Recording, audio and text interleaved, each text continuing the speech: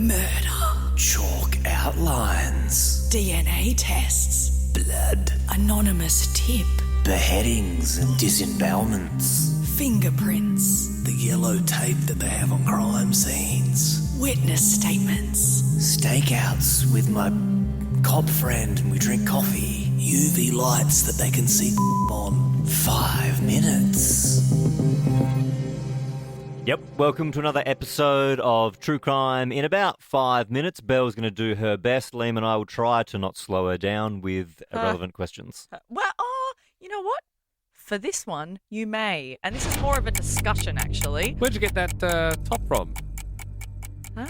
Oh, don't be annoying. Don't slow it down. I was just wondering. I thought it looked good. Don't Sheen? slow it down. No, it's from the op shop, but I think it's Glassons. Anyway, Is there a Glassons in this building, or? Don't. I thought you wanted me to ask questions. All right, so normally we Did you kind want to of start talk the about. timer again? Can you please, Ben? Thank No. you. That's not the rule. We do say it's not in 5.5 minutes. It's true crime in 5 Look at that, we've minutes. run out of time. Done. That's No, it. I'll start it again. Thanks, Ben.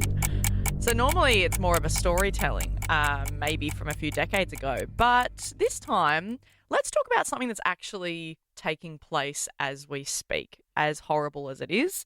There is some speculation at the moment about a contemporary, current serial killer up around Byron Bay and the I've East Coast. seen some of this stuff. Like on TikTok, you'll see like videos, and it's like this police are searching the buses, and they're looking for someone. Yeah. Yeah, so I didn't know about this until, because I don't have TikTok, I didn't know about it until this week. So it's not being reported on. No, it's I think not. no, wasn't there a thing on 60 Minutes? Yeah, but that's it. It's not like top of the newspapers Yeah. every day. There's not every day there's an update. Right. There's basically nothing happening, and that's what a lot of people are concerned about. So from 1977 to 2009, 67 women have gone missing along the New South Wales north coast, around near Byron Bay and around there. So the first woman that went missing was 1977 21-year-old Narelle Cox. She disappeared while hitchhiking from Grafton, New South Wales to Noosa. And she was last seen by a truck driver who dropped her in Brunswick Heads, which is about 18 kilometres apparently north of Byron Bay. Right. And then that started it off, 67 women, like I said, until 2009 when it suddenly stopped. Now, the belief, like a lot of cases, is if it suddenly stops, has the killer fled the country, died, or simply just stopped or gone into prison.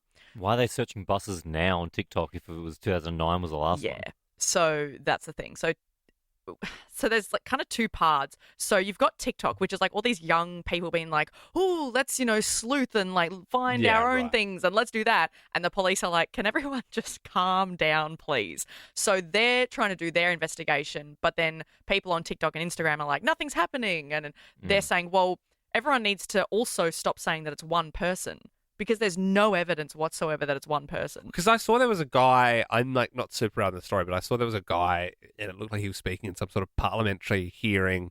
Yes. And he was sort of saying that, there could be a serial killer still operating in Australia and, hasn't been caught. And he seemed super emotional and sort of passionate about it. He kickstarted it more so in pop culture. So that's the former Greens MP. He's member of the New South Wales Legislative Council, Jeremy Buckingham. Right. He's the one that you saw. So And loves TikTok. Yeah, well, he came out and did it, and then everyone was like, oh my God, what? And then some women have also come out saying, well, yeah, I got in a van near Byron Bay and the guy was a bit dodgy, or yeah, I had a guy following me up the road on the New South Wales north coast and he seemed a bit dodgy, so maybe that's the guy. So then it's kind of putting into people's heads, oh, okay, so there's one dude walking around the coast. But the police are saying, no, that's 67 women in those decades. This could be 10 different people. But if you think it's one person, then you're going to stop looking as hard as you would if it was multiple people. So why is that guy saying that is he saying that there could be... He's just saying there needs to be more done to find these 67 women. Right, That's it. okay. He's okay, saying yeah. there's 67 women missing. What are we doing about it? And then TikTok and Insta have gone, oh my God, there's a serial killer on the loose. Right, and everyone's okay. lost their shit. But it also could be, maybe some of those people just disappeared.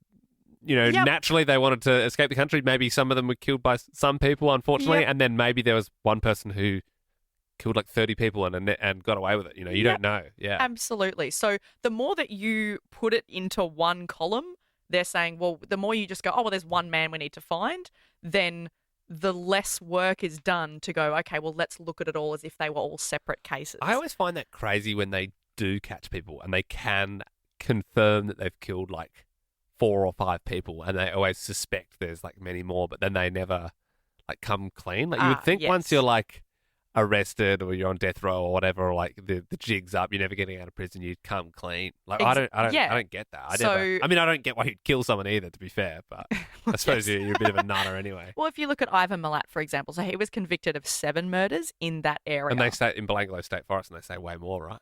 Yes. So he was on the list for this, and he was ruled out because he also was like, no, this is the ones, and then apparently they've just said no. Well, he DNA said I and didn't everything. do it, so they were like, well, take your word for it, Ivan. Yeah, but you've always been a trusty fellow, Ivan. So thank you for being so cooperative. But they have said, look, he could be, but it's doubtful. But yes, he was on the list as well. But there's so many, like the amount of podcasts that I've listened to, true crime pods, that are all in that area. There's so many people that have been done for murdering people in that area. Like it is wild. It's probably a lot of like transient people, like backpackers and that sort of stuff. They're really far away from home anyway, so they're probably extra vulnerable, especially if we're talking like the 70s.